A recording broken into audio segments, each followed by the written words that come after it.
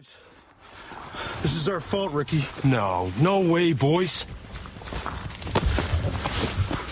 I mean, it's a bit of a shame, but they were just too fucking stupid to survive. Happens all the time in the animal kingdom when you think about it. You dumb rakins and stupid birds, crazy squirrels, porcupines that get hit by cars, and helps over control population, the things that are fucking stupid. I mean, those guys basically just cocked themselves over and fucked up. It's not our problem. Survival of the fittest, boys.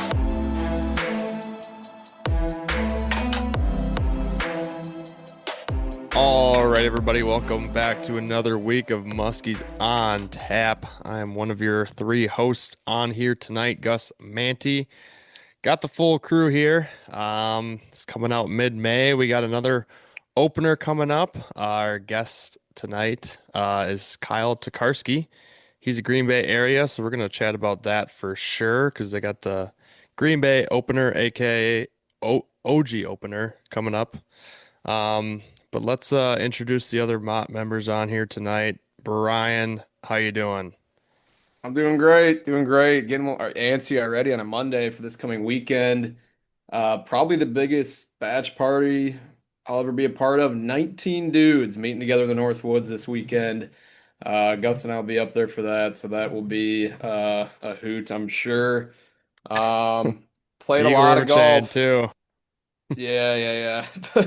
Played a lot of golf this past weekend, 3 days in a row. Trying to get everything into form for the season ahead. We got a little golf match up north for the batch party, so that's where I'm at right now. But fishing is around the corner, so good things coming up. Max, How's the swing though? First, real quick. Swing's pretty good, honestly. I don't like how your voice got a little high there.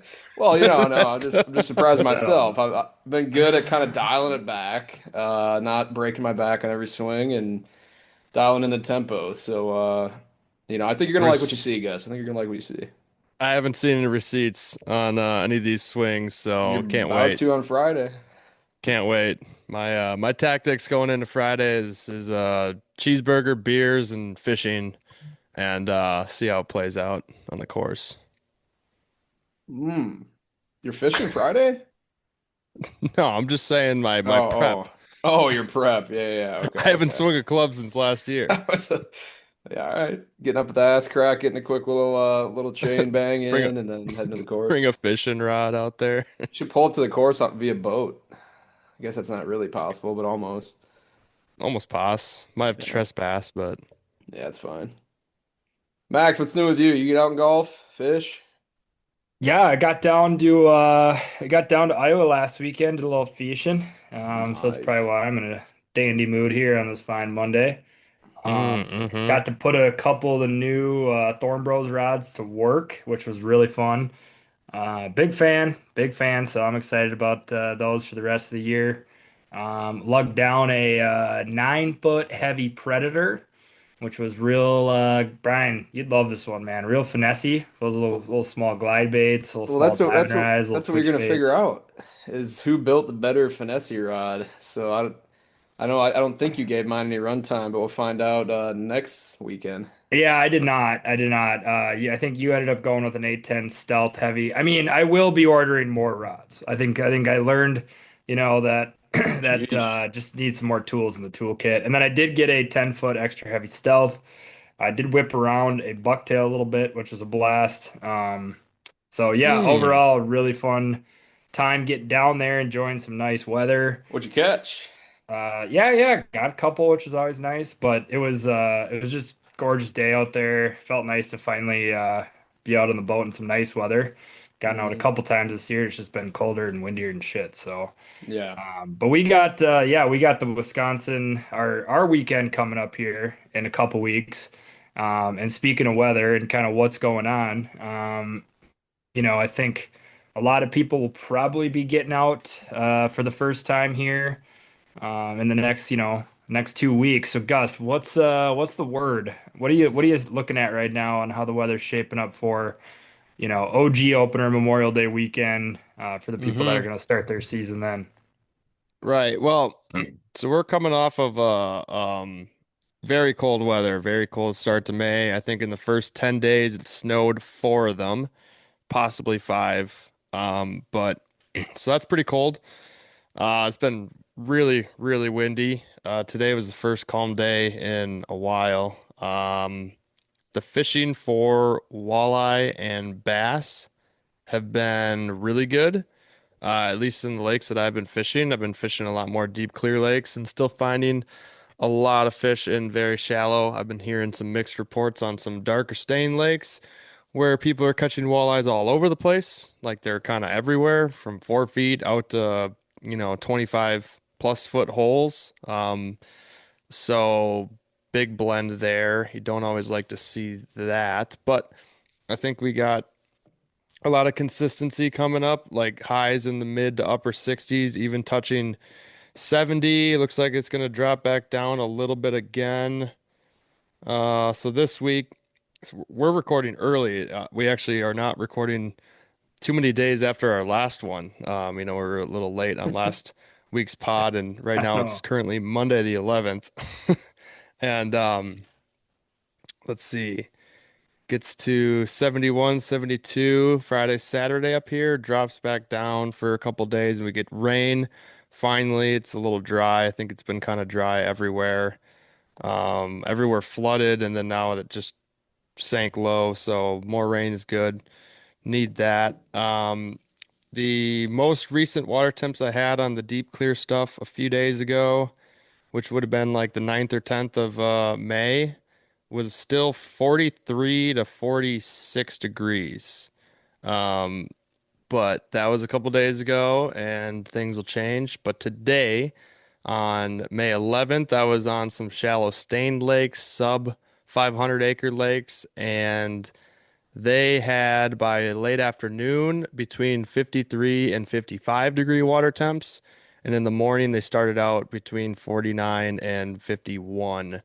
So, Pretty saw a couple good. I, muskies in shallow. Yeah, there's, what I think helped is actually that wind just mixed everything up and made all the lakes super consistent I feel like throughout the. we've had some openers in the past where like we're battling low 50s, and that's like late May. Am I wrong?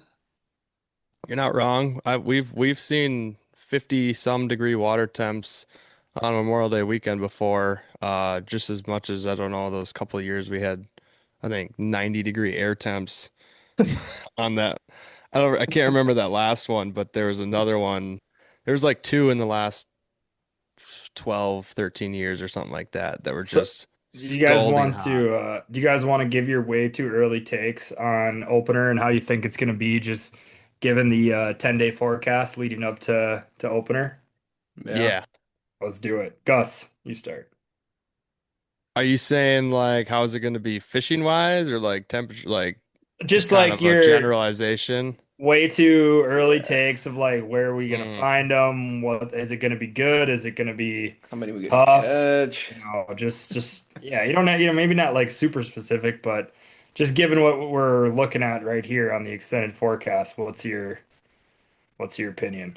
I think it's going to be good and solid kind of all around is my generalized opinion on looking at the weather, and I kind of say that because we have stability this May. We don't although it's snowed a few times, it's stayed cold, it's stayed windy, and now it's kind of ramping up a little bit slowly.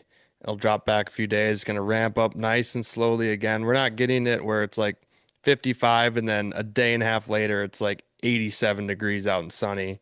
So we're not getting super rapid spikes in temperatures. I hope that that helps the fish out. And I don't know. I think it's still just like any opener going to be very lake dependent. Like if we go to a lake, it stinks, kind of switch it up, find a different style, different acreage, different basin depth, and kind of go from there. But I think overall, majority of the lakes that you pick are going to be good, solid. Um, that's my opinion. Brian, what you got? I agree. I like you said, no like super volatile temps or weather's changes as of right now, but You have like the cold front day on Monday. I think it might be slow if you were to be fishing throughout the work week there. But I really like seeing, Friday, Saturday, or Thursday, Friday, Saturday are pretty much the same days. Like low 45, gets up to around 60, slight chance of rain. Sunday, Monday, sun comes out, gets up to 70, so like a 5-degree heat up, which we typically see in the spring is like the sun can kind of charge up these fish. What weather app are you looking at? Weather channel app. What are you seeing? And just your iPhone? What days are you talking about? Next weekend? Oh, okay. Okay. Why? I don't know what Uh, you're talking about either. are I'm you looking at lost. the wrong Yeah. day? I, I don't know. I don't know. Keep Well, continue. I'm Sorry. showing I'm showing a gradual heat up Sunday, Monday, getting up to 70 on Monday. Sun coming out Sunday, Monday, which typically is good earlier in the year. Okay, you're talking about Memorial Day weekend. Yes. What are you seeing? Oh, I I thought thought you you were were talking about talking about next. like next week because I'm getting the complete opposite. Like this weekend Yeah. when we're not fishing? Correct. Oh, I thought you were talking when we're actually going to be up Yeah. there. Oh, I yeah, thought I'm only that's what the looking whole at it. prediction thing was. Sorta.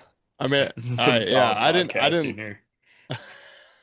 New segment. Just talk about random weather days. Yeah. and Just pick a nobody knows what day you're and talking about. fucking talk. Don't actually say the date. Just Just yeah, say that this Monday Monday. is gonna be 66. Yeah. Well, anyway, now that you know, yeah, I I, think it's s- looking good. I still don't know if I know. I don't know if I know. Max, take it away. I'm looking By, at a by, 10 by day, the so I'm way, I am strapped too, dude. here. I'm out to the 25th. I said I'm looking at a 10 day. I'm at a Yeah. 2-weeker. Can't That's how trust good. That's those. how good my shit is over here. two You're week literally on extended forecast. weather.com. I know, and it's accurate, dude. I've been using this thing for 10 years now. I know when to not golf. I know when to not fish. You can't tell me weather.com is the Our best. Dude, our apps are Go always ahead. this is like a look Go ahead. inside of our group chat. It's like, no, I'm seeing this. No, I have 10 degrees. Like our shit is way different. But like if mine proved to be inaccurate, I feel like I'd try a new one. But I mean, you're using literally the most basic bitch weather app there okay, well, is. no, that'd be the iPhone app. But That is weather.com though. That this is is a what lot different. weather.com. This How is is it different? It's literally the same URL. dude, I don't know. They have different weather on like the actual app. I don't even have it on my phone. Let's write down your extended 2-weeker and we'll see whose is more spot on. No, no, let's not do that. I mean, you That's not got it's not good material for here. But Max, what do you got? I mean, I don't even know how to follow that up. It's too good. Um, okay. Debating So over opener weather. looking at the 10-day. It doesn't even get us when we're fishing. That's That's unbelievable. fine. That's we just want to see what it's doing leading up. Drop the segment, pick it up next pod. yeah. No, I Absolutely. agree, Gus. It's been very, very consistent. But you really haven't had that consistent like any sort of stretch of warm weather yet, right? Like, usually we get a pretty warm week in April or early May. Has that not happened for you guys at all? It happened on ice out. Ice Oh, came out from all that warm weather and then it kind of shot back down on opening walleye on May 2nd. I think it was like below freezing a couple of those mornings for the people that were out doing that. So then it kind of just stayed cold, but not that cold. I don't know. yeah. Yeah. I could No, see them ramp up pretty good. yeah, I agree. I mean, I think this weekend you're gonna finally brush into the 70s per Weather Underground app. Brian, you paying attention? Goaded. Yeah, I'm No, he ain't. cross-checking my sources. Just verifying quickly.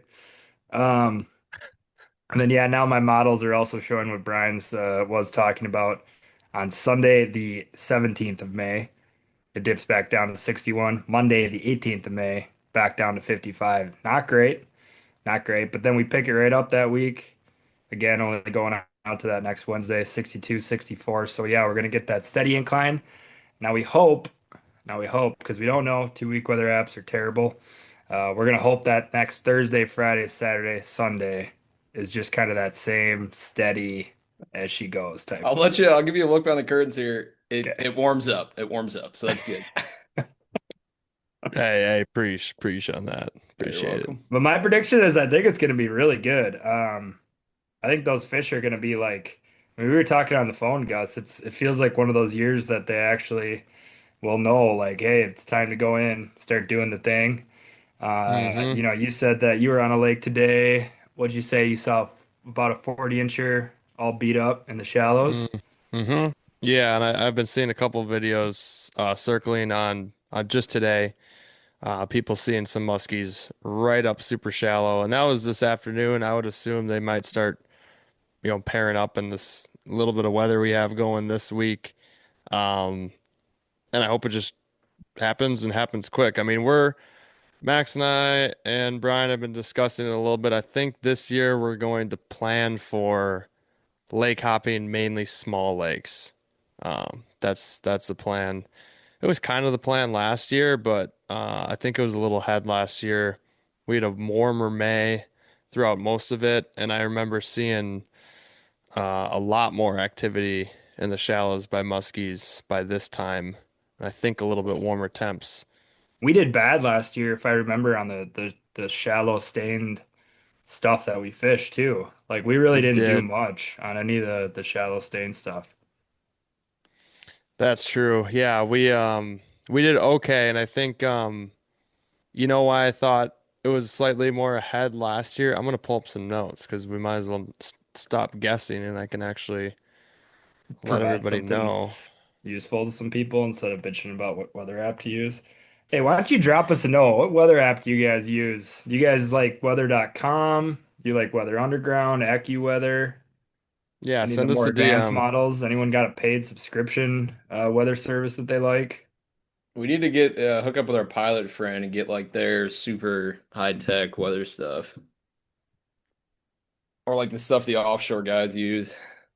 The So we offshore had, guy. Yeah, yeah. So we had, I think, a pretty warm mid-May, and fish definitely went through the thing, and possibly even a little bit earlier, depending on the system. And I'm seeing, I'll read up the high on the water temps starting on May 15th last year. 72, 64, 62, 60, 58, 56, 56, 55, 56, 57. So there was a cold snap 7 days prior, 8 days prior to opener last year. And we pretty much had opener right on not the absolute coldest temps they got back down to, but just about. And they started to go up just a little bit. We had mid to upper 50s, but it was like the third time they're in the mid to upper 50s. And then we had 60s pretty much right after opener. And then June 1st, all of my temps here are between 64 to 68 for the first week and a half, and the lows are 61 to 64. Um, so this year, I did not take early May notes last year. That's what I'm missing though.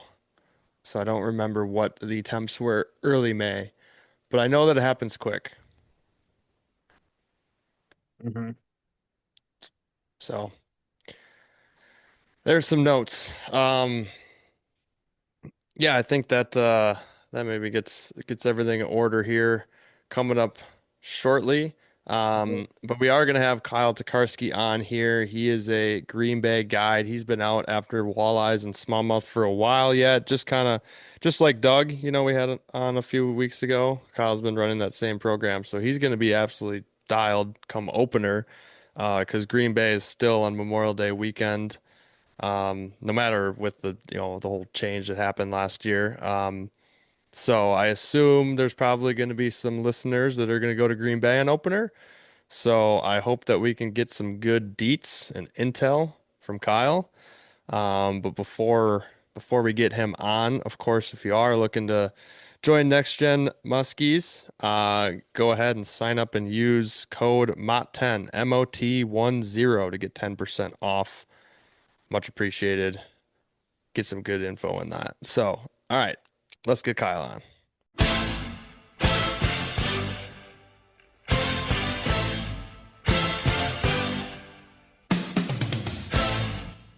All right, now we got Kyle Tokarski on here with KT Guide Service out of the Green Bay area.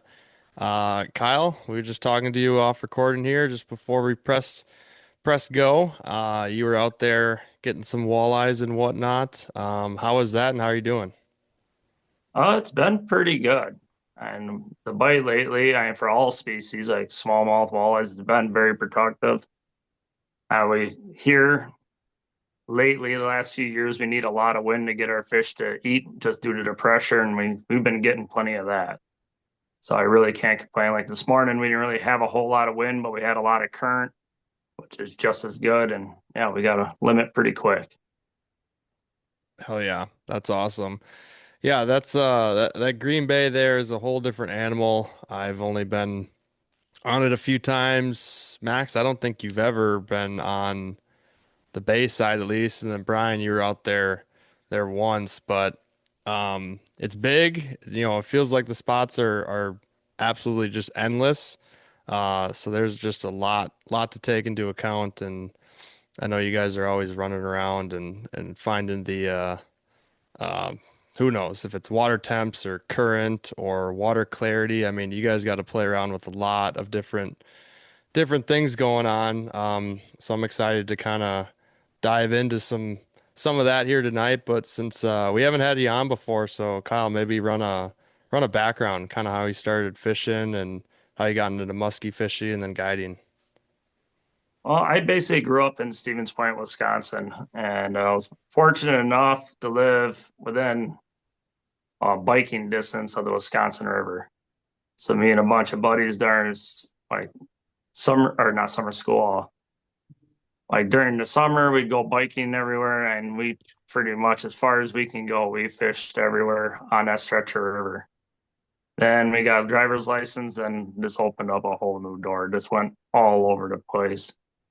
And my dad and my uncle's really big into musky fishing, so they take us up to Hayward, Minnesota, all over the place.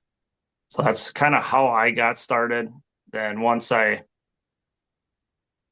had a full-time job, was actually making some money, then I was traveling around all over the place, musky fishing, and I ended up coming to Green Bay here and just kind of fell in love with it, and then started to kind of have to grow up a little bit and had to buy a house. So at the time I worked on the road, so I could pretty much live about anywhere. So I ended up buying a house here in Green Bay, and that's how I kind of got started here. When you said you're kind of traveling around and starting to branch out, what areas were you fishing when you're kind of cutting your teeth before you fell in love with Green Bay? I started going up to like Bemidji area quite a bit. Okay. And I was fortunate enough to kind of see some of the heydays there before that kind of burned out. And it's still good, but it ain't what it used to be. So that's kind of where I kind of got addicted to it a little bit more compared to like our Wisconsin fish. Like here, it's hard to find a fish over 48 in northern Wisconsin at that time. And you go there and they're just big whales all over the place. And it seemed like every lake had 50-inch fish in them. So Yeah. Those kind of getting leechers are pretty special. And that's probably what got you like Green Bay is the one place really in Wisconsin you can, that's somewhat comparable for sure. So yeah. makes a lot of sense. What rig were you running back in the day when you were messing around? Well, I had a Crestliner for a while, like a 1775 or whatever the heck it was. Then I ended up buying a 18-foot Pro V, and that's actually the boat I started guiding out of. Then I ended up buying a 2075 Pro V and been going up from there. Now I got a 621 Ranger. Nice. Sweet. What years were you up in Bemidji fishing? I think I started going up there like 2006, 2007. Oh shit. You still make returns up there, or is it can't compare to those 06, 07 years? It ain't the same, but like I'll be going up there this year in June. I Okay. got some guys that booked me for open water stuff. Always wanted to do it, so we'll go up there and do that. And I'll only be up there for like 9 days this year. I used to go up there for basically the month of June years ago, and I kind of changed my program, so now I guide salmon here in June, so I really don't have to go there. The month of June here on the bay can get really tough. We have the alewives spawn. It's hard to get anything to bite. Walleyes, salmon, or walleyes, bass or muskies. So you kind of got to figure out something else to do that time of the year. Well, I was fortunate enough to get the open water bite going on up there and pretty special stuff. What was the equipment and lures of choice when you're doing these Bemidji runs or kind of that '05 to, you know, whatever year you stopped going?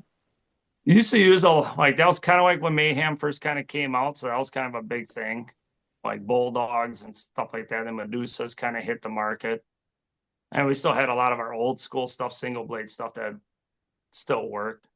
Then a guy I used to work with out on rigs and stuff years ago, he was big into trolling, and he had a bunch of those Wishmasters and stuff like that that we used to troll with all the time at Big Jake's. So that's kind of like how I kind of got started in trolling because of him. So he used to troll the open water stuff before that was even kind of a thing. I've never even heard of a Wishmaster. What is that?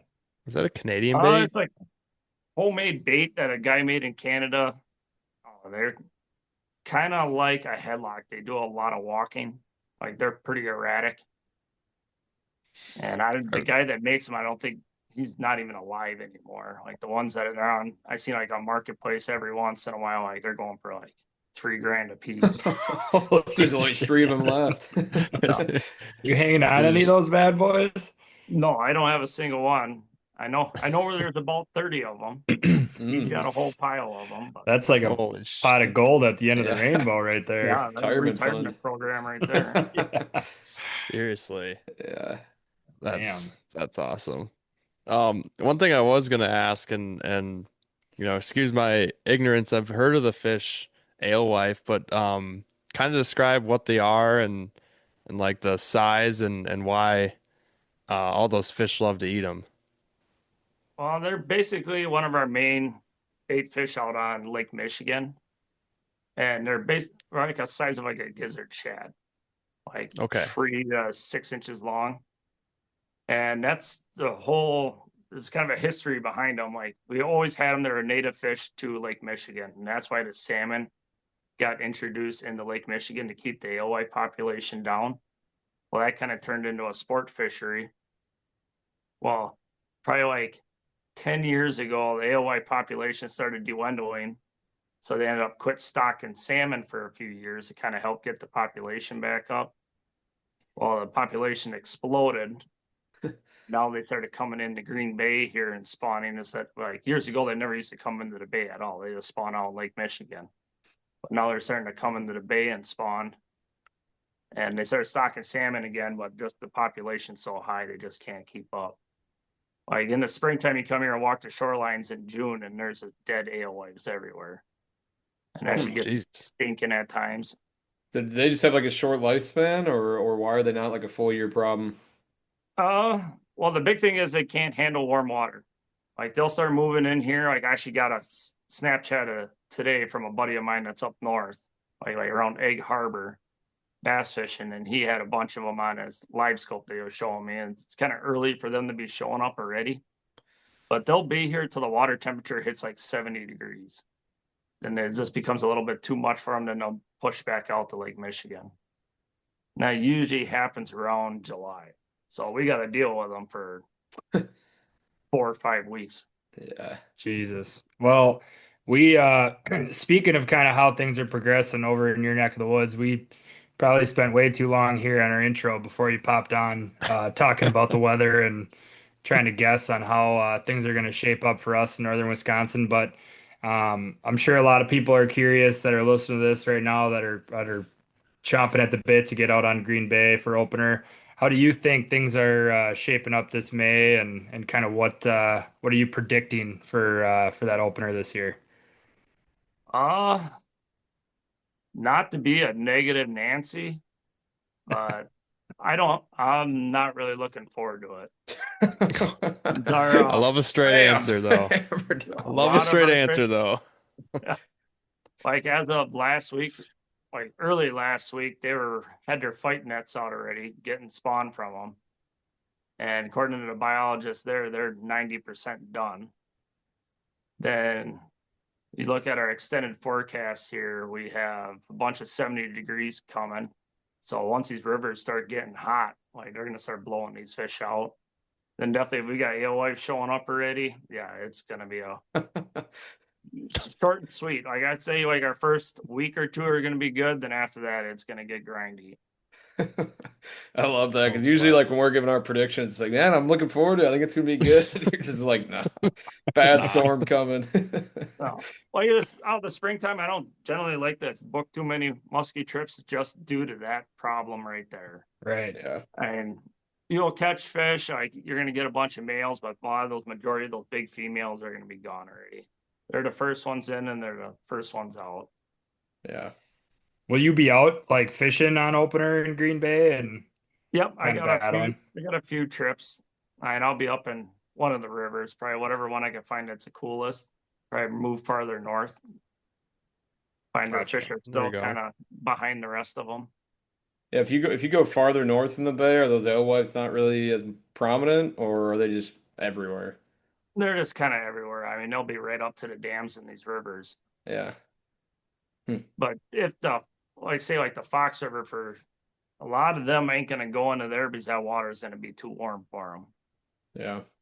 So you got to try to find warm water where there's still some fish and there's no bait. It's be kind of tricky.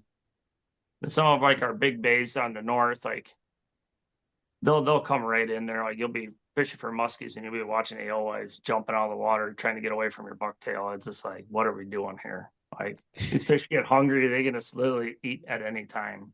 Yeah. They're the muskie aren't chasing them around like tarpon. No, and you'll see it in the fall, like Yeah.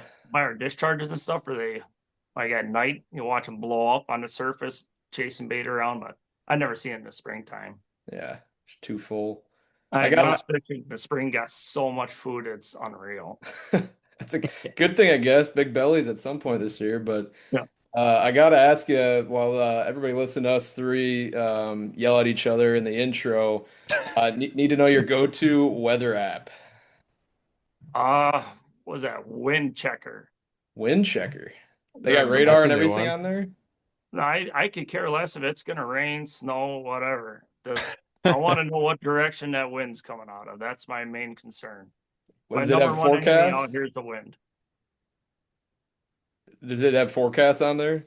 Yeah, Like like 10 wind day, two forecast, week? like and I'd say it's pretty accurate to like 2 days Yeah, beforehand. And which for me that's good enough. right. But like if I want to know if it's gonna blow northeast at 30 miles an hour, what time it's gonna do it. Yeah, And just safety wise, you need to get off the water at a certain time, or if it ain't gonna happen, have to reload your clients to something else. right. And the beauty of what I do, and I got a bunch of different options where we can kind of either go in some bays for some smallmouth, or worst case scenario, I also got a river boat. We can also go into some tributaries and do some smallmouth fishing in there. Cool. So there's a lot of different stuff I can kind of sneak away from. Right Guys, on. do you I got go ahead, guys? oh sorry, I just said on the app side of things, do you or two questions here. A quick question. Does moon matter on the bay for the muskies? And if it does or doesn't, what kind of app or website do you use to look up your moon stuff? Uh, certain days it seems to matter. Like you'll see like all they caught them on moon, but I would kind of argue with a lot of people on this one. Some of the biggest fish I've ever been in my boat had nothing to do with any moon. Like majority of them are either weather related or just some random freak of nature they decided to eat. Like it's weird. Even like Minnesota, like if you fish there a lot of those fish are really moon related. And one of the biggest muskies I've ever caught there was in between any moon, like Bluebird Day, just killing time, and this giant decides to eat.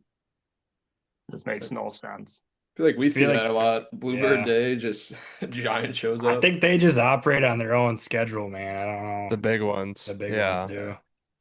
Like even like when I do get big ones here, it's never on a like I'd say a stellar day where you had 6 fish in the boat. It's like you get 2 bites and one's just a monster. Yeah. I was gonna say, did like the size class of fish operate on like a similar level? Like you said, nothing else happens, then all of a sudden one or two massive bites. But like if you first thing in the morning you move or catch like, mid to upper 30 inches or something like that, are you thinking that a big one's gonna chow that day, or is it just too unpredictable? It's just too unpredictable. I mean, a lot of it is if I can see them, if I know they're there. And Yeah. there'll be a month where I can not see where I just like side scan or whatever, see one that's I figure it's like a really big fish. Like you'll know when it seems like they kind of travel in age groups. Like when we have the big ones rolling, it ain't just one loner. Like there's a bunch of them around. That's interesting. It's kind of a question I was actually meant to ask Doug, but it pertains to just kind of you guys that guide on the bay. What's it like when you take out clients and kind of like, keeping expectations in line? Because obviously, people are booking guide trips out on Green Bay for muskies to go out and catch, these freaks that we're talking about. But like, how do you kind of do that when you start the day? I mean, just like as far as conversation goes with clients, like, are you kind of just like even keel, steady, not saying much? Like, even if they're like, "Hey, are we gonna catch 250s a day?" Like, you know what I mean? I could just see that being kind of difficult at times. It kind of depends on my mood in the morning. Sure. Like I am a morning person, but I am not at the same time. Like the Red Bull's got to kind of kick in before I even start talking. Yeah. But like I just try to be kind of a straight honest person. Like if yeah, like we might have a shot where I haven't seen a big one in a while. Like I don't know. They'll show up sooner or later. Today might be today. Today might not be today. And I don't really know. I told him if I knew that, I want to be a fishing guide and make money some other way. Yeah, you'd be working in the stock market or something like Yeah. that. But a lot of it, I just try to be honest with people, and I get a lot of respect from my clients just because I don't bullshit. I call it the way it is, Yeah. and sometimes it hurts me, but most of the time it doesn't. Are you People telling them respect. about the 54 you caught the day prior? Or are you kind of leaving that as like, I got a good one yesterday? I just kind of tell them it's a good one. 'Cause I don't want to get their expectations too high, Yeah, or I just won't even say nothing about it at all. yeah, Yeah, What's I'm kind of the same here. Sorry to cut off, Max. I was just gonna say for the most part, I try to not say anything unless they ask, and then you just say, a good one or it was a good day, and keep it general. Not too often do you get a client that's just like prying about the day before. You're yeah. like, please just stop asking until we get on some fish. Yeah. I know uh most of the time I just keep it pretty vague. Just don't say a whole hell of a lot. That and just try to be humble. Yeah. Like Yeah, if you had a stellar day the day before, like most likely they're not. Those fish that already went bananas the day before are not going to eat today. Yeah. right. That's just the way it kind of works. So you don't want to rub it into them and be like, "Oh man, you should have been here yesterday." No, just do your best and see how it turns out. Yeah. So when you are putting your clients on some of these giant fish, what are some of those reactions like? And then also like it's one thing obviously to catch a muskie, um, but hooking, fighting, and landing a giant fish like you guys play with is kind of a different level. What are and I don't know if you got any like funny stories necessarily, but just kind of like what are some of those situations like where maybe you have somebody who's musky fish. Maybe they musky fish once a year with you or whatever, or aren't super experienced. All of a sudden, hooks into like a 53. I gotta imagine that that's just like an adrenaline rush, like no Chaos. no other. Yeah, and pure chaos. Well, I got one pretty funny story. Uh, Doug, buddy of mine, sent one of his good clients over. He's like, "Dude, you got to get this guy a 50-inch fish." He's been hounding me about it. And he said, "I just can't seem to make it happen." And luckily, I had an opening. So the guy jumped in the boat with me, and we're kind of hitting the spot. And I'm like, he's coming in on us. He does his figure eight, and I'm like, "Oh, there's one," and it comes in, and it's just a horse. And he ends up kind of pooching the figure eight. He was trying to figure out how big it was. And then we kind of had a little bit of a meltdown. I'm like, I don't care if it's a 38 incher. You figure eight them all. Like, don't like, don't be too proud of catching a small fish. And kind of whatever, we went on throughout the day, and we ended up having a stellar day that day. We ended up catching like 6, and one of them was a 51 incher. He finally got his 50, and it was cool fish. Had a transmitter in it, like from years ago that we used to put in them. And we're like, all right, we're gonna make a couple more passes here and just get going. I hook up on one, and it was one of those ones where you set the hook and your rod kind of cracks a little bit. Like there's some serious weight. Never had that. No. Yeah, Never I had don't know that. that. I don't know that feeling. But get the fish in a boat, net it, and this thing's just a giant. Like at that time, it was my PB, but for sure. And pull it out of the net, it was like a 55 3/4. Just a pig. Take the pictures, God. don't let the fish go. I was like, kind of look at the customer. He's like, yeah, it's kind of cool. I got my first 50, but that's kind of the one I was after. Oh my, just be happy that you got one. I've been guiding out here for 10 years and I haven't even personally never even caught a 55-inch fish. This is the first one I ever got out of Green Bay. Did he didn't net it for you, did he? Yeah. Oh, he did. How'd that Yeah. go? Smooth? Yeah, everything went good. Like he's nice. done enough fishing, or Yeah. pretty easy about it. Yeah. What type of net are you running to scoop these fish? I switched to Net Buddy a few years ago or last year. I was running Beckman's before that, and it just seemed like they must have changed something when their cork on their handle. Is that like I'm just bending the hell out of them lately, and they never used to do that years ago. I ended up losing one a couple years ago, and it seemed like the new ones I've been buying are they just don't hold up. And those Gotcha. Net Buddies, I know those things are solid. Like, and you can drive down the Seriously. interstate, drop it off the boat at 80 miles an hour, and the thing is fine. Like Yeah. they're solid. Absolutely. What type of rods are you typically running for yourself and clients on the bay? 10-foot extra heavy stealth predators or stealth Thorn Brother rods. And The that's the only stealth? rod in my boat. I think I got like 10 of them. Okay, The only thing I run nice. different is just gear ratio reels. Other than that, everything's extra heavy.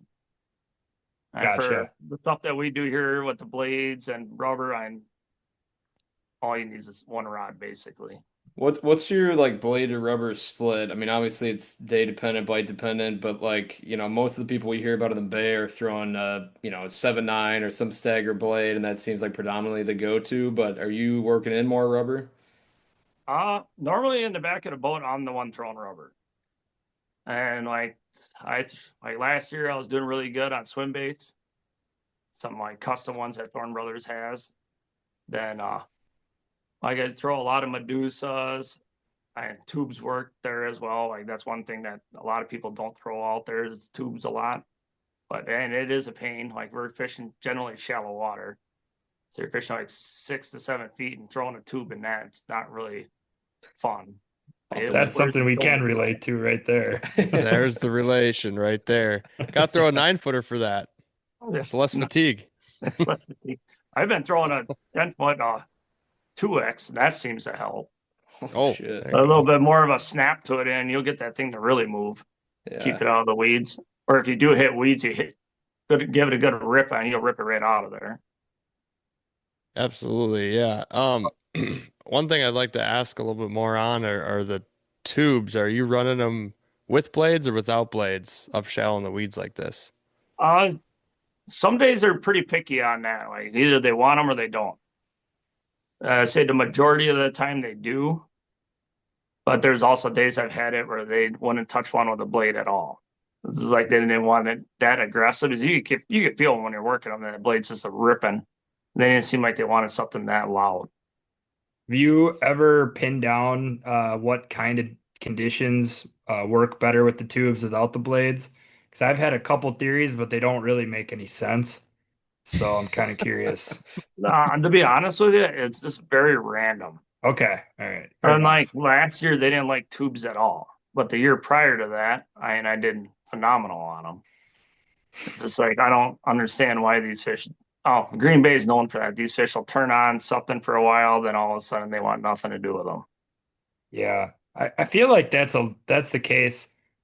Maybe not as much as Green Bay, but like I feel like all over the Musky range, you kind of hear about these little weird niche hot baits for the year that just seem to be getting it done for a lot of different people. And then the next year, it's like you don't really find yourself using them that much.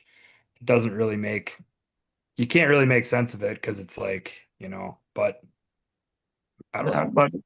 But that to be said though, like last year, one of my hottest baits, I ain't gonna say it on here, because I hopefully it still is this year.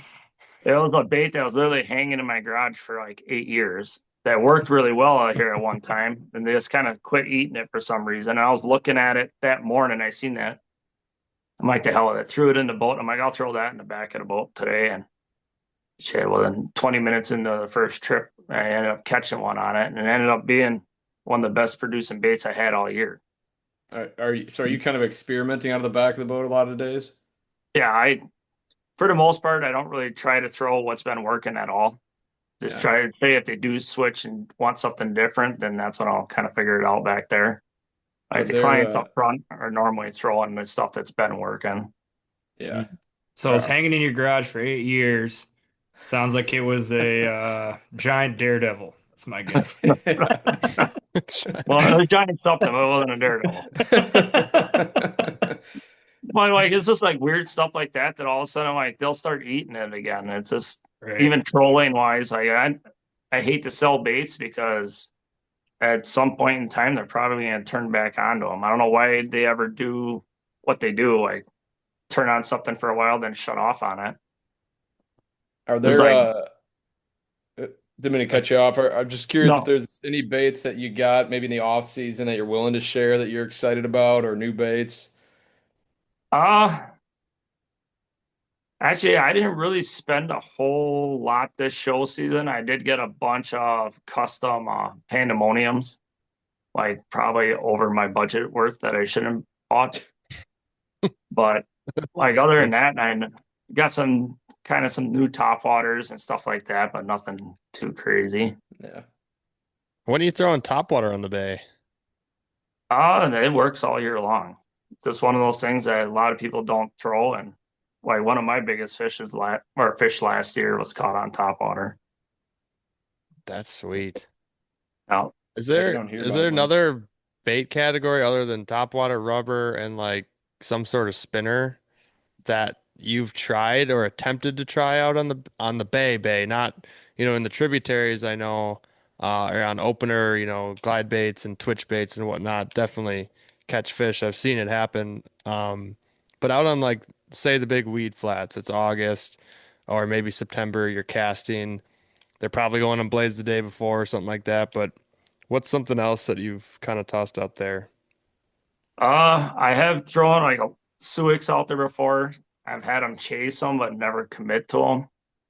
Now, I have caught some on bar fighters out there, but it's like one of those super random things. Like you'll get one to eat it, then the next 2 days you won't take it off your rod and keep throwing it. And you just can't get them to go on it. Hmm.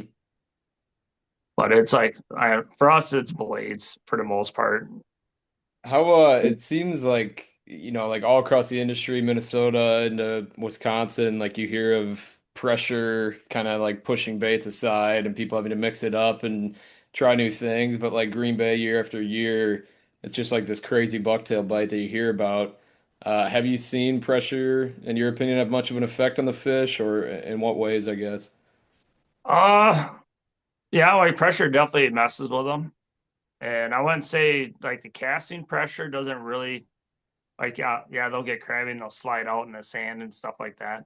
But like trolling pressure is really like they don't like that. Like when you get guys that want to troll like in the weeds and stuff, you just watch like you'll see 20, 30 fish a pass. All of a sudden guys start trolling in the weeds and you get literally counting like, all right, now this pass I only seen five. You go to the next pass, okay, I seen one. I was gonna make two passes, not mark a fish. Just get the hell out of there. And it's just because of the trolling. I was in the trollers will leave and give it an hour and they'll come right back. Like they don't like those kickers screaming over the top of them in those weeds. I've seen them do that hundreds of times. You Jeez. need to do what this is what some of our buddies do, especially I learned this from our buddy Clayton, but you just bump tunes super, super loud so you act like you're a wake surfing boat. You're just like a Yeah. recreational boat. The Muskies don't Yeah. know who you are, just blend in. Yeah, oh, it's just weird why they just don't like that. That's Makes sense. interesting. What's one thing that I did see, I went and trolled or hopped in a boat to troll down in the lower bay in October a couple of years ago. And there's other people out trolling, but there's some people casting. Is that something? This is something that I've heard a little bit. Are you casting a little bit later than you used to? Uh, no, and yeah, like I'd say I used to set up my trolling trips about the 1st of September is when I kind of transfer into trolling, and now I don't think I had my first trolling trip till like the 16th, and that's still probably a little too early. Like we've been catching them later and later. It just seems like our migration that we normally get's been a little bit delayed, but we just haven't been getting the falls like we used to get either. Yeah, the falls seem to just take their sweet time on getting to us and getting a little bit colder, but does that change like the bait at all? I know when people troll, it's generally because of the gizzard shads are out and about and then the fish pull off and you can get them and that sort of thing. Has that changed at all lately? Yeah, it just seems like they just haven't been showing up till later more than normal. Like typically, like years ago when I still guided for deer in the fall, I would guide on Green Bay to October 20th, and I'd have to go down to Illinois and guide for deer. And it was always kind of a blessing because like right when I'd be leaving to go to Illinois, it would be in the middle of turnover. And so I then have just kind of skipped that. On the last like few years, it's like I'd be leaving Green Bay October 20th and the water temperature is still 61 or 58 degrees. Like we're not even close to it yet. So like the really good trolling bite, like I haven't really hardly even got a chance to even see it because it just hasn't got cold enough yet.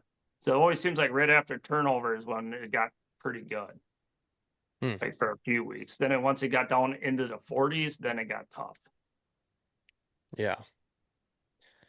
Then you get all the different kinds of bait rolling around in the bay and spawning, and it's just like, is it just like the spring where they just have so Yeah. much to eat?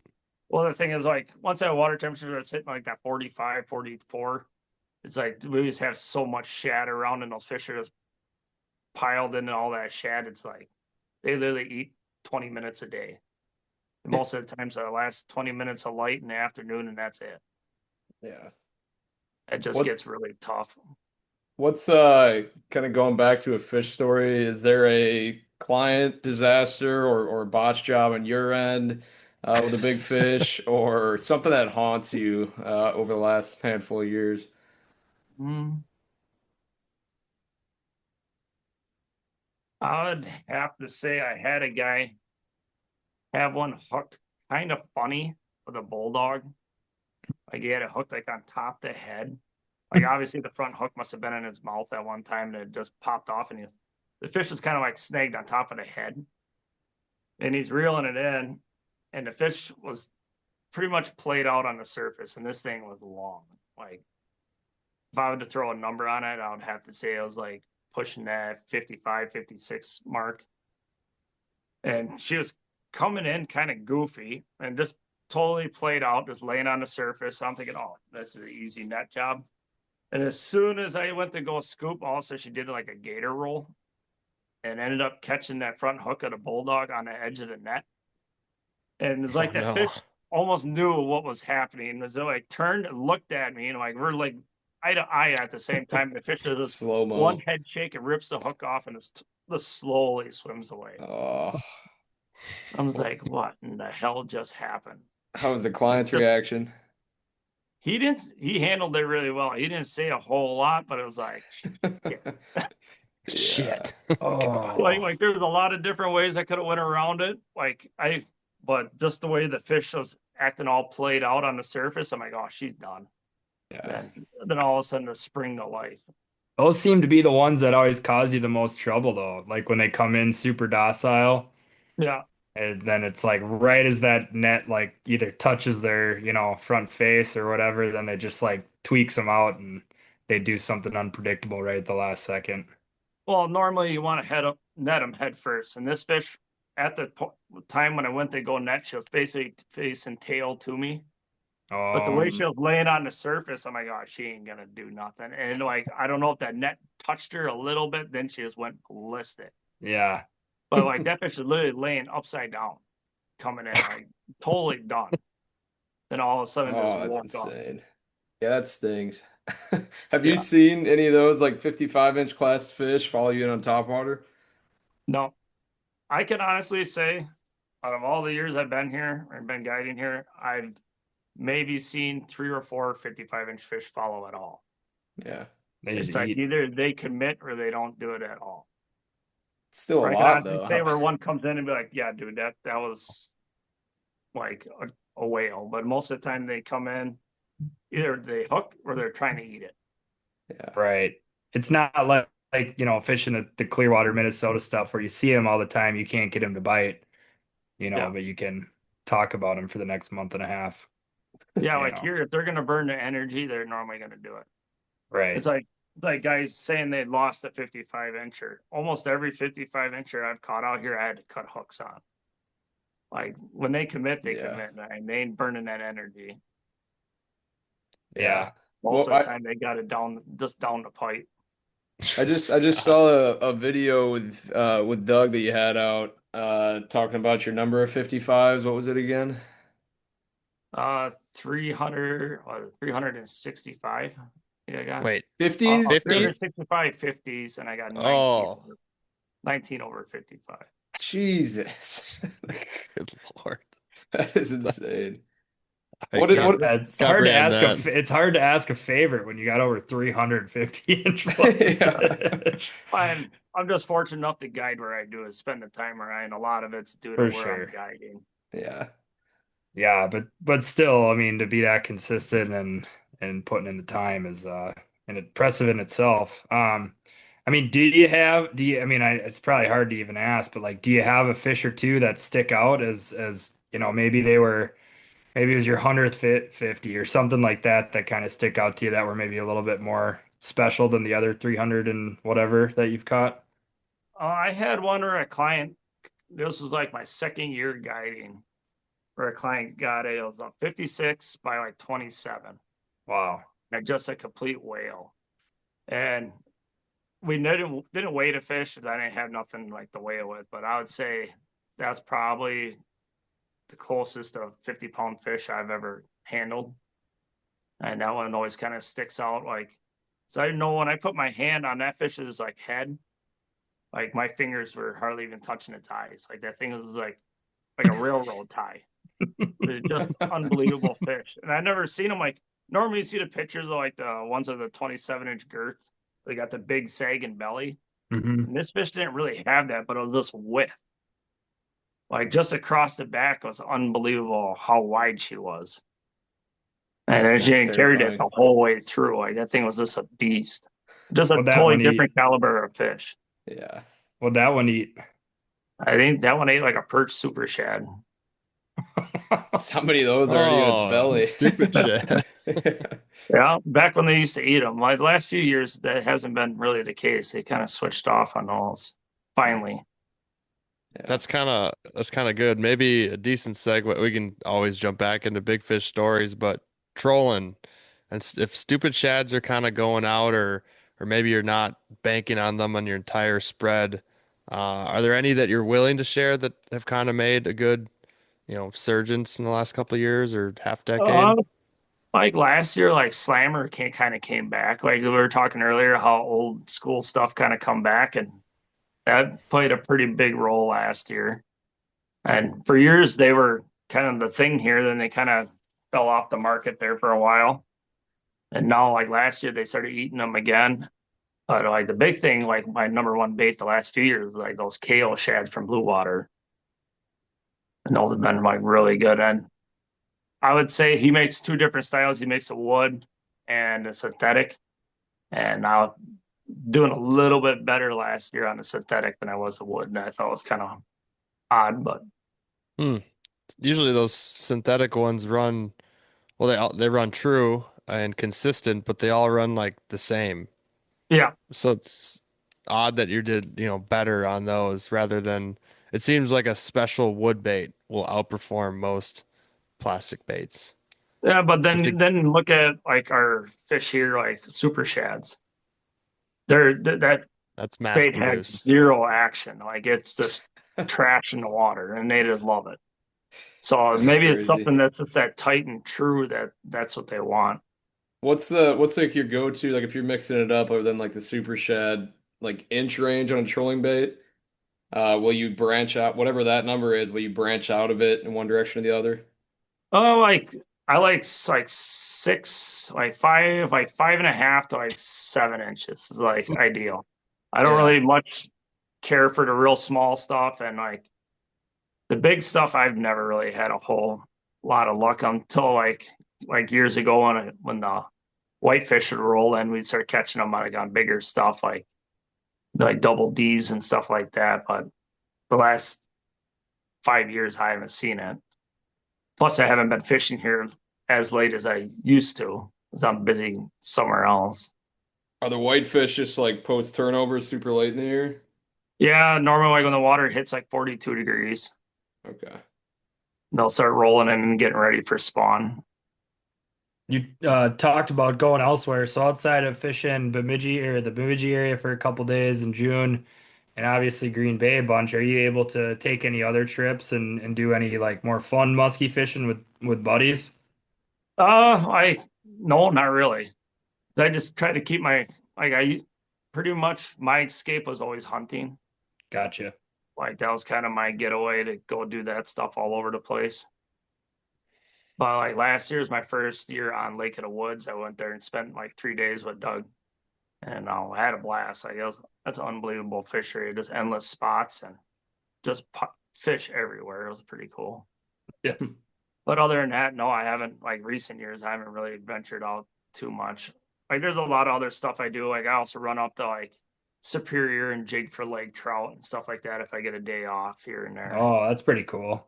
Yeah, Yeah. so That'd be a blast. That'd be really fun. Are you Don't still have any. doing are you still doing hunting guided I trips?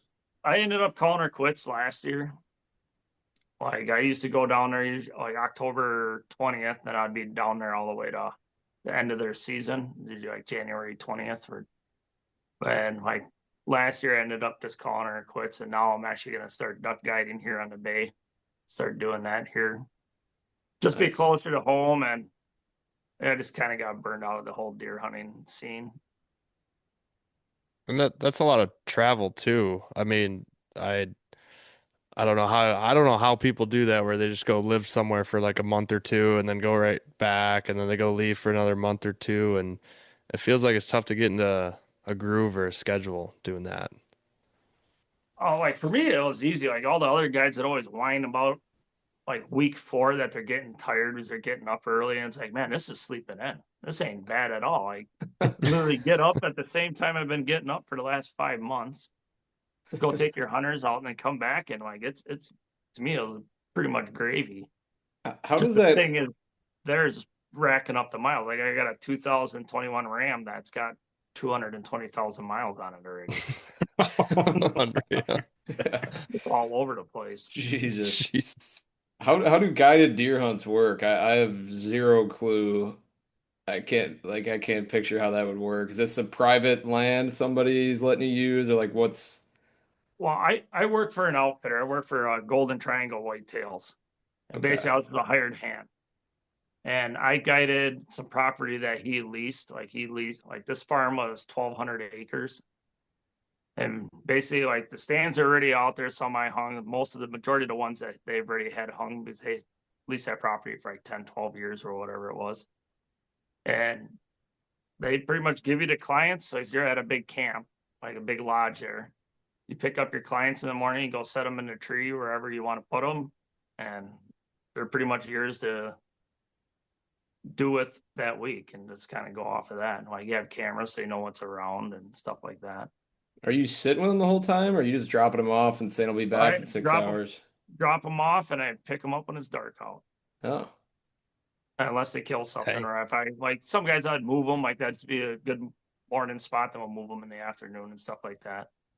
But the majority of the time, like I just sit back and go back to the lodge and watch Netflix all day long. Like it Call me was if you need anything.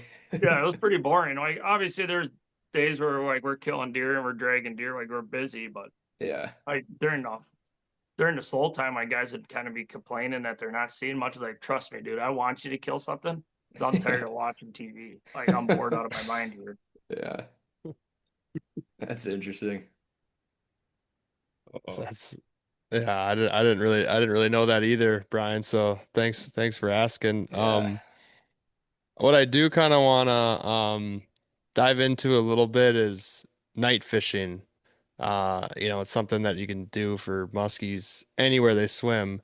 Um, but are there a couple things you've picked up over the years that you do each time out there, whether it's like, I don't know, a way you do better figure eights, like something you put on your leader or line or something like that. Or types of baits. Do you go bigger or do you not really care? Just go with whatever's working during the day. Um, we'll kind of go off of that. Like if I'm casting, I pretty much go off of what's working that day. A lot of it's just kind of wave activity too. Like if it's rough out, I'll maybe use stuff a little bit bigger. Like if we're getting them on like 8, 9 combos during the day, like I'll go to tens at night. And just big thing is just going slow. And like your figure eights and stuff, like I just reel up till I feel the leader hit the tip. Like it's and you're doing this long enough, you kind of know when your bait's getting close. Like it's not like it should be a surprise that all of a sudden it's there.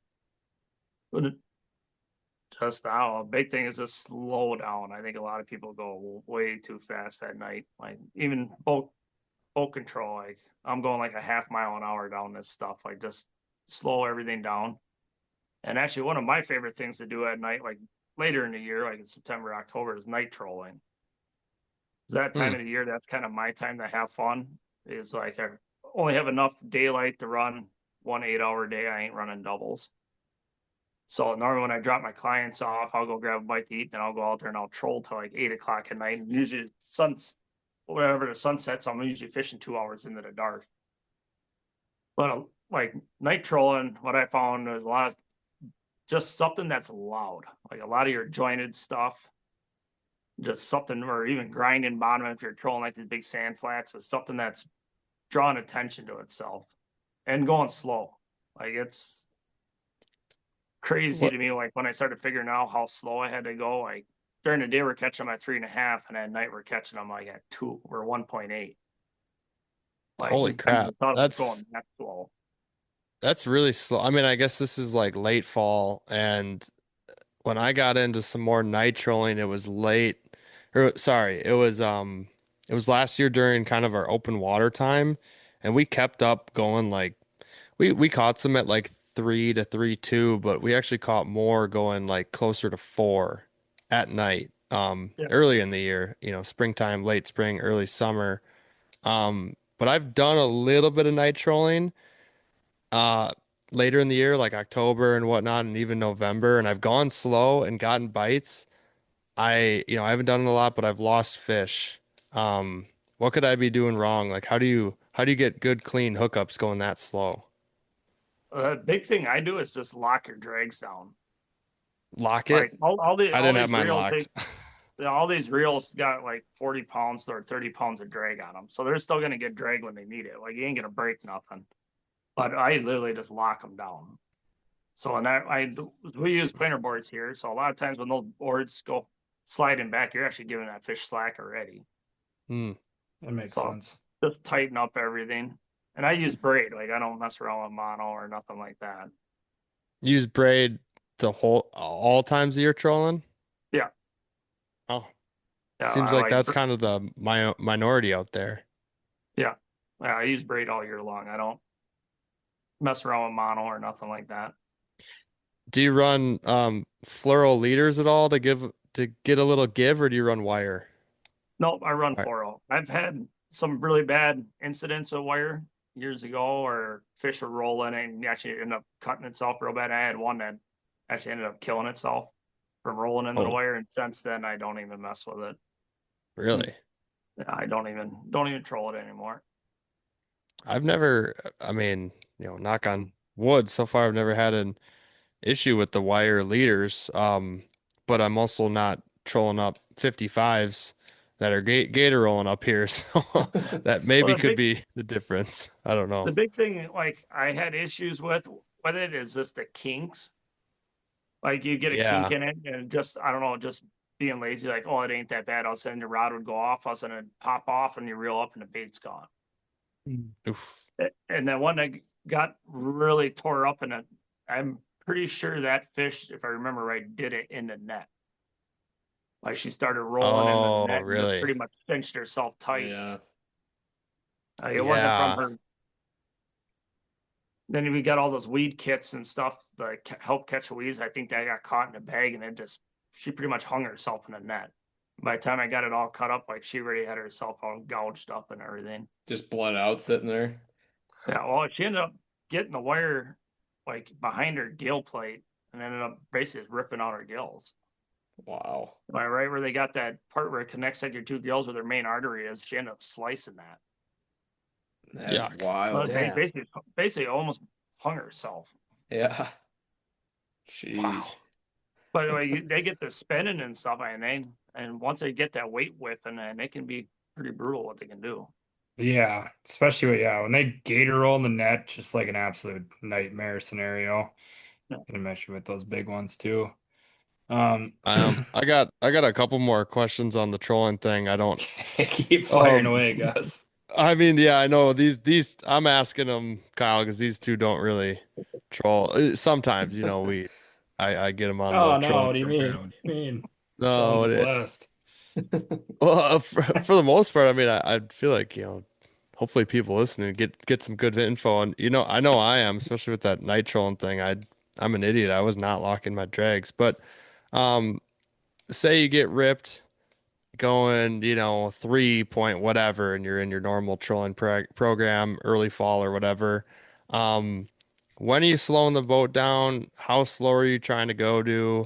Do you got the trolling motor down, I assume, and then keeping it going in a straight line? Like what's kind of the process there?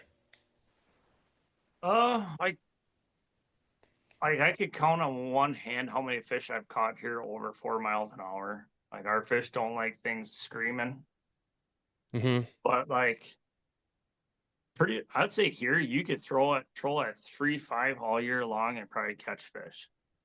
Okay. Like from August probably all the way to November, right? It's just Mm-hmm. I would normally start out like 3-7, 3-8. Then as the water starts to cool, like typically by October when I kind of call it quits, and we're still doing 3-3. Like we really didn't slow down that much. Interesting. Okay. Then I And keep then it where the bow mount's down, but like the only time I actually turn on the bow mount is literally just to control the boat, like when I'm hooked up with one. Like when I'm trolling, that bow mount's off. It's right, usually right. That's what I kind of run with as well. It's off, but like when you say hook up with a fish, do you slow down like right away, or do you kind of wait, or does it depend if it's a down rod or a board rod? it Um, kind of depends like what I'm trolling at the time. Like if I'm trolling bucktails, I try to slow the boat down quite a bit because I usually have my drags pretty tight with them. So I just don't want to put that much pressure on them and start bending hooks. But right. like say like we're trolling super shads and we hook up on one, I normally get either the customer or myself will get the rod out of the rod holder. And as soon as they have control of it, then I'll kick the trolling motor or kick her down. And as soon as I Okay. kick her down, I put it in neutral and I usually hit the trolling motor wide open. Then just dial it down from there. Okay. And by the time the fish gets to the back of the boat's maybe doing a mile an hour. Okay. Yeah. That makes sense. That's yeah, I just didn't know if maybe you're still running faster, or you cut down to like super slow, but I figured you have to keep going forward to keep your whole spread from tangling, basically. Yeah, like the big thing is like when I'm trolling bucktails and there that's a little bit more touchier. Like I'm kind of paying attention to where I am because I can't at sometimes or I can't slow down that much. Like Hmm. say we hook up on one, if I slow down and there's rocks there, we're gonna have a real nightmare. Then everything's gonna start getting snagged on bottom. Then we're gonna really have a mess. So I kind of have to watch where I am too. So like Mhm. bucktails, I figured like 1.7 will be just fast enough, or I'm keeping them. They might be ticking bottom, but they ain't hanging up. Okay. That's good to know. Um, well, sweet. Brian, Max, you got any trolling questions? Anything you're just, itching to ask? I know you are. Pretty covered I trolling could wise. I'm I could prepared. ask I could ask a lot more, but that's No, I'm pretty doesn't need to set. be Pretty set. sit How on do you how trolling. do you how do you keep your clients entertained when you guys are trolling? That's all on them. I, Yeah, Gus runs that program as well. well, I kind of got my hands full as it is. I I bet, like yeah. a lot of it too is like, and I got live scopes and stuff on my boat, and I also have a monitor in the back. So when we're trolling, I usually have it angled so that my clients can watch it as well. That Like helps. I might not do it this year because it kind of becomes more of a annoying than anything.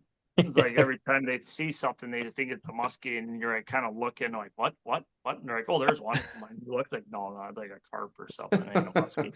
Oh, so that But a happens lot of it, like everywhere. you get like we're watching like either the lures, or most of the time I have it shining in front of the boat because our fish here are generally pretty boat shy. So if I do see one, I want to make sure the board's running over it, not myself. Right. Like you'll watch them on live scope, like you'll run over them in like 8 feet of water, and you'll watch that fish shoot out to the side. Like it They're did not gone, like yeah. that. Right. Hmm. So I usually kind of swerve the boat, make sure the boards go over it instead of me. Yeah, I remember like back when we first got live scope and we were using a troll and pointed back at the baits. It was kind of fun to watch them come shoot up out of the weeds, and then you could see them. You could almost see it on the live scope, like their tails going back and forth, just trying to chase that bait down. And seems like those are the ones that never really ate, but it was always, kept you a little entertained. But Yeah. I know Gus probably he just doesn't even want to bring it for Brian and I because he's like, yeah, they'll just be sitting there Boy, saying, play the game. Come on. "Hey, there's a No, fish, there's a stays at fish." home for you guys. Well, like when I used to go do the open water stuff up in Minnesota, every fish I seen on live scope, like when we're trolling, every one of them followed. Right. Like there was like every single fish at least engaged that bait. Well, here on like the bay, like you'd troll past them, and either like right when that mark hit, met the bait, the rod would go off, or they just ignore it's even there. Like it was crazy. Like I thought, oh man, we might get 20, 30 follows a day. I never seen one follow yet out here trolling. Kind of That just is goes back to your strange. follow thing. Like if they're gonna spend the energy to eat a casting bait, Yeah, it's probably very similar with trolling. Like they're either just gonna do it or they don't. And yeah, I mean, as anglers, like I'd much rather have that be the case than yeah. fish just following and not eating. Well, that like you look at like trolling wise, like say we're going 3.5 miles an hour. When you're reeling in a bucktail, you ain't doing no 3.5 miles an No, hour. not at all. Right. Yeah. So either they got to kind of make up their mind pretty quick, or just let it go by. Yeah, yeah, yeah. For them to follow trolling baits, like you're pulling them out of there wherever they were comfortable sitting there, whatever they were doing, you're kind of pulling them off that spot. Um, like that was the one thing with live is you'd come around a break or whatever off a point and fish would pop up off of the point and start following and Gus would, head out to deep water and it's like this fish is gonna get done following this bucktail or crankbait and be like, where the hell am I? Out in 40 feet of water, just looking around like, what the fuck What happened? just happened there? Never see that fish Hypnotized. ever again. You Yep. know. So yeah. No, I don't really have much else. I mean, this really informative. I mean, it's cool just talking to guys that have been around so many big fish, and spend that time like you do on the bay and places like Bemidji. Is there a fish that would still to this day like really, really get you jacked up? Like, do you have a goal or a length in mind that you want to surpass? I really want to get a real fat one here in November. Yeah, Like I always wanted to get myself a 50-pound fish. And it'd be cool. a Green Bay one. Like I know there's other places I can go and get one, but a legit Green Bay 50-pounder. Whitefish eater. Yeah, like I've came close a couple times. I got a 56 that we ended up weighing on a bathroom scale, and that one weighed 46 pounds. But I would say that's probably the heaviest fish I've ever had. Bathroom scale. I've never heard of that. Gus, you need to get one of those. Yeah. Yeah, I Just should weigh give it a yourself shot. holding the fish, then weigh yourself after you let the fish go. And Yeah. Yeah, makes sense. Basic math. Brian, does that check out? He's our math Yeah, guy. I could be the math guy. Yeah. Yeah. No, you are the math guy. Oh yeah, I forgot. the only time it doesn't work very well is when it's rough out. When you're trying to balance on that thing, Yeah. it's got to be. But Right. Yeah. It's, Better- it's a Oh, it's 50 65 pounder. pounds. Never Oh, wait, mind. no, it's 35. It's 65, 35. Yeah. Oh, that's cool. Yeah, that'd be awesome. Brian, Gus, what else you guys got? Oh, man. I'm trying to think if I got like a one-off like a goal question. Unless do you off the top of your head, Kyle, do you have any goals this year? Um, I don't know what I was gonna maybe ask, just like yeah, I don't know. just try to get every trip a fish, but I know that ain't gonna happen. But like, just keep happy clients, keep them coming back, and that's the big thing. Absolutely. I look forward to like muskies. Like I guide all kinds of different stuff, and like muskies, I know most of my clients are all repeats. So it's a really fun time for me. Is like I'm fishing with my buddies every day, and some of these guys have Yeah. been coming with me 6, 8 years. So it's pretty Nice. cool to see them every year. That's Yeah. awesome. Well, I'm extra curious now how this opener weekend goes for everybody. You laid the crap for them, so Yeah. hopefully I can exceed expectations there. Yeah. Hopefully I'm wrong, but I I think a big thing that's gonna kind of play out here is the next 2 weeks is what this water temp's gonna do. Yeah. Yeah, like we got plenty of flow with all this rain we've had.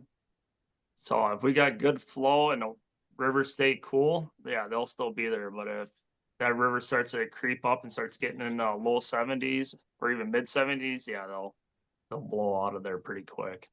How long does that process Right. usually take for them? Like if you get a few hot day stretch, is that all it takes for most of them to get out of there? It seems that way. Yeah.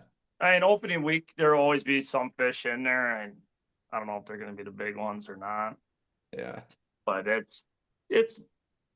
springtime here is always a gamble. Yeah. But the Yeah. chances are there. And all it takes is one big female to roll in late that hasn't spawned yet, and we're literally just wrapped up spawn. And then I always kind of whine about the spring a little bit, but it seems like some of the biggest fish that are caught here, like throughout the year, have always been like opening week. And somebody somewhere will get a really big one out here. Well, you mean I feel like a bit of that is just the odds game, right? You got so many people fishing Yeah. condensed areas that eventually, it's like sometimes when you see tournaments, there's areas of the lakes that fire off and but there's 10 boats there. It's like, well, somebody's gonna get lucky today, somebody's catching one of these. Well, the beauty of the spring thing here too, like a lot of our north stuff, is like some of those fish, like this is the only time of the year we're gonna actually get a shot at them. Yeah. So I think once they're done spawning, they go out and eat on whitefish all year long, and we just never see them. And those are like the ones that are like crazy, like get up in the upper 50s. Right. Like you just don't Unbelievable. see hardly at all. I mean, you talk to some of these guys that run these gill nets and stuff, and some of the pictures of the muskies that they caught catching their gill nets, like they're a different caliber of fish. I can't. And they're pulling go these ahead, fish Brian. from like 80, 90 feet down. That's Oh. insane. Their muskies are pulling from 80, 90 feet down. Yeah, why they get caught in their fight nets for like their whitefish, and Oh that's where my the muskies are God. living. They're down there eating them. What the hell? So yeah, I guess to give everyone an optimistic note to end on, aside from what might be a poor opener, what is the biggest fish in your opinion in the bay? I would say there's a 58, 59 inches swimming out here somewhere. 90 feet down.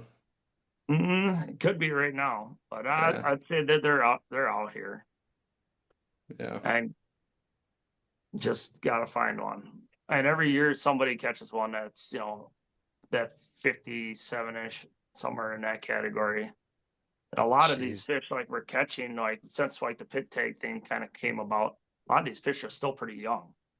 Right. Yeah. And I've had one a couple of years ago that was 55 inches. That was only 18 years old. Jeez. So like you give that fish, and that fish was built heavy. Like it was good, healthy, like wasn't on a downhill slide at all. So like you give Right. that fish a couple more years, or even 5, 6 more years, and that fish could really be something if it's still growing. We Facts. get like 42s at 18 up north. It's pretty good. For lucky sometimes. Yeah. Yeah. Well, I saw some good news, like when you said they're, netting on the Fox and whatever. It looks like they're pulling in some really, really big females, like 56s and Yeah. whatnot. And that's what they pull the eggs from. So good gene pool coming in the next however many years. 18. Yeah, and I kind of like 18. we all kind of complain about the alewives, but and in all honesty, that's probably the best thing for our fishery. When these fish are done spawning and they're the weakest they're ever going to be in the year, like it's like a protein bar swimming all over the place out there for them. Yeah. So Right. they want to build body weight and get back to healthy, and that's the best thing that can meet them. Yeah. And That is just an endless beautiful. supply of it. Yeah. Yeah. I did one last question that came to mind. Do you have a crazy pit take story of a fish, say of like how long it traveled or a growth rate or anything on top? Because you brought up one. Just curious if you had another one on top of your mind. The funny part is the majority of the fish that I've caught that have had pit tags in them aren't even from Green Bay. Like they're from Really? the Winnebago system. Oh, Like Huh. Jesus. from like Poigan. Like What? Oh my that fish is a God. long ways away from home. That's How did it crazy. even That's a get lot of there? dams. Yeah, what? Then like to me that's always kind of interests me is definitely once we did like that tracking study when we put those transmitters in them, like how far these fish actually travel. Yeah. And it was like a 39-inch male that went all the way up to like Mackinac Island. Then Just ended go. up coming back in the Fox River to spawn the next spring. Yeah, And that's, I just Dude, want to talk what? about like everybody always like, oh, they're kind of territorial. Yeah, no, they just get going. that is Then insane. half the fish they couldn't even find with an airplane. Like they're not even in Green Bay. Like they're gone. That's just That's Traverse So City like, fish. do they go out in these big giant alewife pods and go out to Lake Michigan and probably never be seen again, or they could just come back in the spring, or who knows? Yeah. And all we know, they could be over in golly. St. Clair right now. Yeah, no kidding. Yeah. Just I mean, trying to blend in with those those fish Because there. the buddy of mine last year caught a muskie that had a pit tag in it. And according to any U.S. history, like between here, Michigan, or wherever, that pit tag never existed. So that Hmm. fish had to have been tagged in either Canada or somewhere that wasn't willing to share info with us. But it was just very, very random. And it was like a mid 40-inch fish. Hmm. But like they're pretty like every fish you put in, like those pit tags are all documented. So it's just kind of weird. Like where the heck did that one come from? did it look funny or like a different type No, of I said strain it or looked like nothing? said it looked like a normal fish. I had just a Yeah. normal Green Bay fish. Are there Yeah. many like Canadian tags that are like unreadable, or do they not tag many? I've personally never dealt with one. Yeah. I'm sure it's the same as ours is different deal. Little St. Clair 45 made the trek. Yeah, That'd be wild.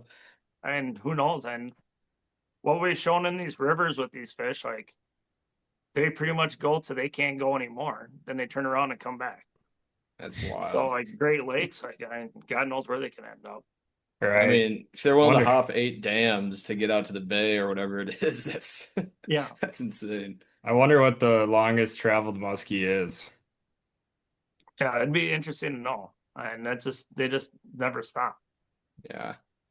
And it's like Hmm. here, like on spots when they come rolling in, like you'll fish a spot or check it every other day and nothing, nothing, nothing. Also, you'll go there one day and there'll be 60 of them sitting there. It's like, where'd they Like come from? where the hell did these things come from?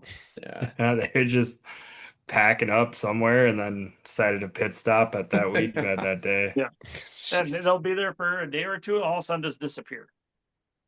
And you're like, Yeah. oh, well, they're going over here, and you go check there, and they're not. They're just gone. It's so funny, like talking to guy like talking to a guy like yourself who spends all that time on the bay and like musky behavior, and then we go and like a lot of spend a lot of time on sub 400 acre lakes in northern Yeah. Wisconsin. It's like the difference on how these fish act, like the same species, There's but they're just like totally Well, different. we when we first heard of them moving like 3 lakes over on the Eagle River chain, we're like, holy shit, that's a trek. And then you get Yeah. one going from Poigan up to Green Bay or wherever, Yeah, one to Mackinac. Mackinac Island. I mean, that's Yeah. Little like I don't even getaway. want to drive that far. No.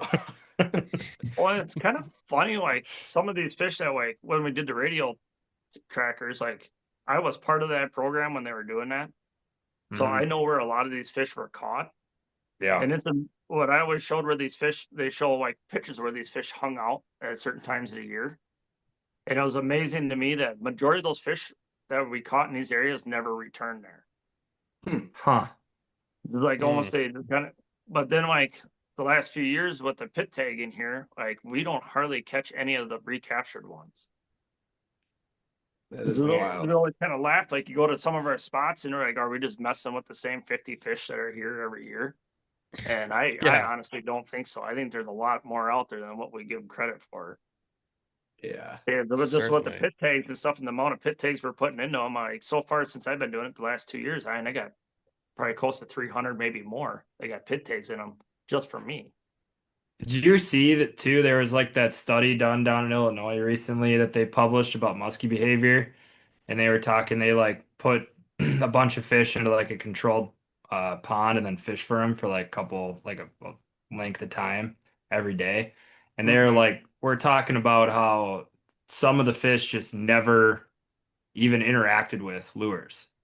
Yeah, It's like some of them were very like susceptible to being caught, and some of them were caught multiple times, and then there's others that just never were susceptible to being caught. So like, you talk about um underestimating sometimes how many fish are in a system. I think sometimes we do that too in certain lakes because it's like there's like you were talking about, there's a bunch that just don't even that I don't know if they're smarter than the other ones or whatever it is, but like they just don't even mess around with eating lures or yeah. get near fishermen. Yeah, or like God knows where they even living. Somewhere where you're not even targeting them. Yeah, Like Yeah. definitely like inland lakes, like a lot of that sand grass and stuff where they're feeding on perch, and that's like throwing a needle in a haystack. They could be anywhere. Yeah. right. Yeah. Right. Just because you fish the open water and you're fishing the tops whatever feet, well, that sand grass right on the bottom, like if they're not willing to come up that far for it, as if that fish isn't that aggressive, they all got different behavior. That's just it, right? They all got like their own personalities. You Mm-hmm. kind of lump them into the same bucket, but they're animals, so they're all unique. And we've joked, we've caught fish on the Eagle River chain where we're just like, oh my God, this fish just loves being caught. Like he's got Mm-hmm. a knack for just eating artificial bait. Yeah. Well, it's like even with that pit tag study, like I literally just got an email here a few days ago from a 52 incher that I caught this summer. They let me know that they caught it again this spring in a fight net. And that fish has been caught like 3 or 4 different times in the same fight net. Like just a repeat offender. Just keeps coming back, keeps coming back. Well, then Can't you get get like away. that 55 I was talking about that's 18 years old. That fish hasn't been captured at all. Never. Yeah, never. Huh. Poor guy in the net. Just Yeah. think he'd learn. It's just crazy to me, like how some of these fish act. Like some of these, like when we did that tracking study, like that 39 incher that traveled 300 miles in a year, but then we had a 55 incher that had a transmitter in it, and it literally lived in the size of a football field Jeez. and never left it. Crazy. It's unreal. I wonder if that one was ever caught. Was that one caught? Is that how you, or no? That you knew Brett of? Alexander caught it, Okay. put the transmitter in it. Then it was funny, like 4 years later, it was caught again and never grew an inch. But it had the transmitter in it, and it was right where they had the red dot where that fish lived. It was like literally right in that area. Jeez. Yeah, Like that's it's kind of like a community spot where that fish always lived. And yeah. like Every 4 years Like- it slips up. yeah. Be Yeah. nice. So she'll be really big now. That was probably like 4 years ago, last time she was caught. Yeah, and you know right where she is. Yeah. I troll it every Well. October waiting. Just waiting for her to make that mistake again. Yeah.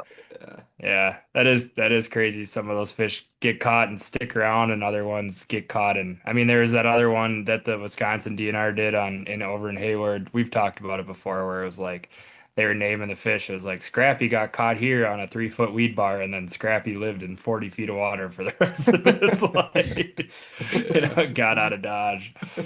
Well, we had a couple last year that, like one that I caught on one side of the bay, and like 5 days later was caught on the completely opposite side of the bay.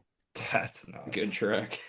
Like you think they kind of slide east to west or slide north to south or whatever. I can't figure it out. I just Yeah. The They more you go- learn, the less you know. It feels like sometimes with these Yeah. fish, you know what I mean? well, you think Yeah. they'd start here and they kind of work their way down or work their way up. No, they like literally for some apparent reason decided this. I'm gonna go across the lake on the other side. Check out Door County. Yeah. Yeah, we're just God. gonna go over there. Pack the bag, take the kids up to Mackinac for the weekend. Yeah. Just got tired of eating shad and wants to go eat a perch for something. I don't know. Yeah. Yeah, could be as easy That's as that. Keeps right? you coming back. Oh, Yeah, it just keeps you going out there and just trying all sorts of things. I can't tell if I'm like envious of that because you got so much going on in such a big system, but also like at the same time my head would explode trying to figure out why the hell these fish are moving or where they're moving when there's some fish up in northern Wisconsin that don't move as far as I do from my couch to my bed. They're moving like 30 feet at most, I swear. Their Yeah. entire life it feels like. Well, it's also a blessing and a curse. Like there's days are like you just can't find a fish. Like they're just like they don't exist.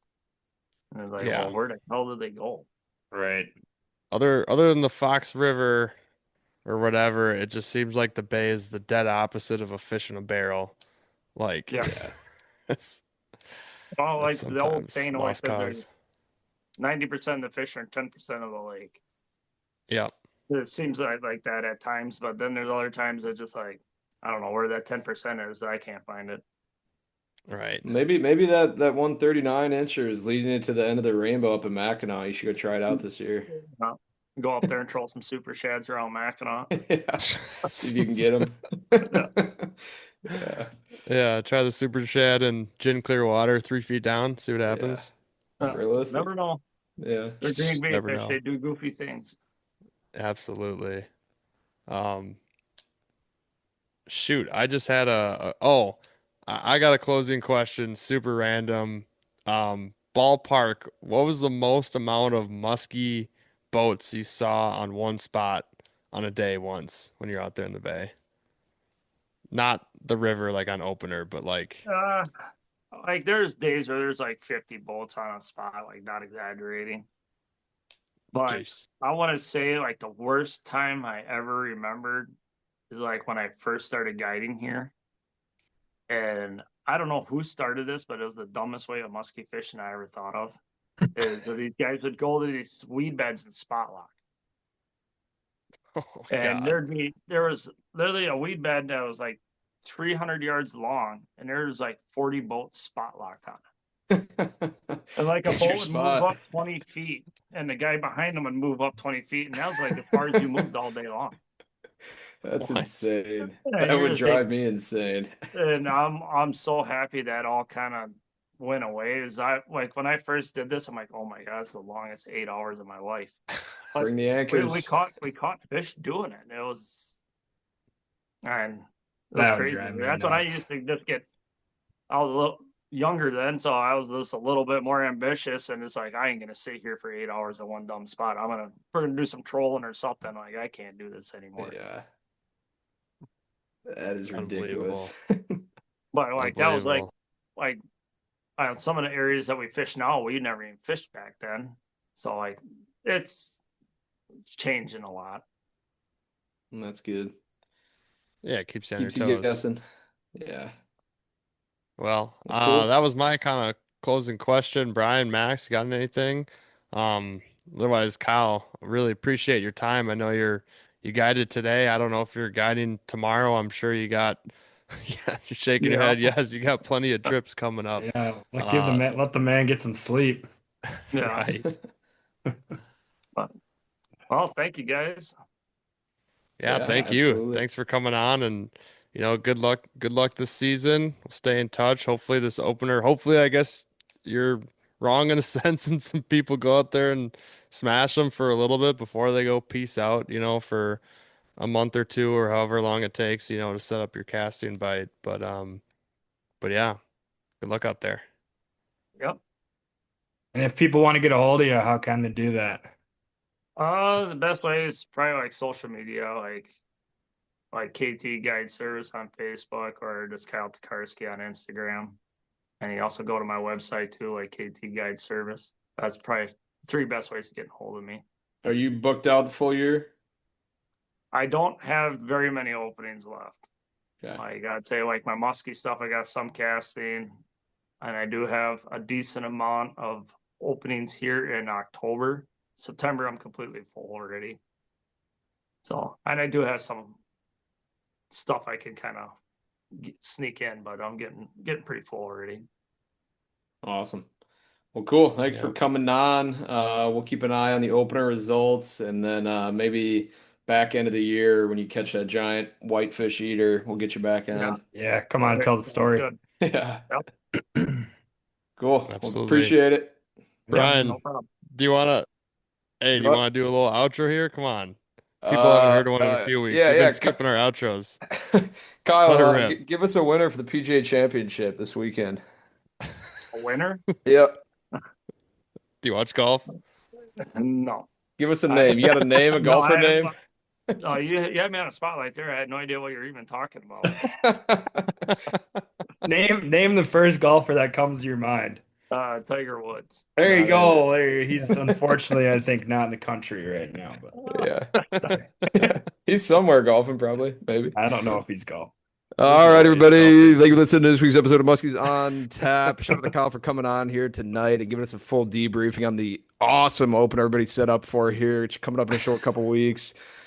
Make sure to go check him out on his social media. And like we just mentioned here, PJ Championship coming up this weekend. Aronimink, Pennsylvania. Rory McIlroy, although he didn't contend last weekend, he is playing well. He's red hot, and he will be contending this coming Sunday here out in Pennsylvania for the PGA Championship. Jordan Spieth looking to make it the career Grand Slam. We'll keep an eye on that. All right. Everybody Wrap it up. this weekend. Peace. Wrap it up.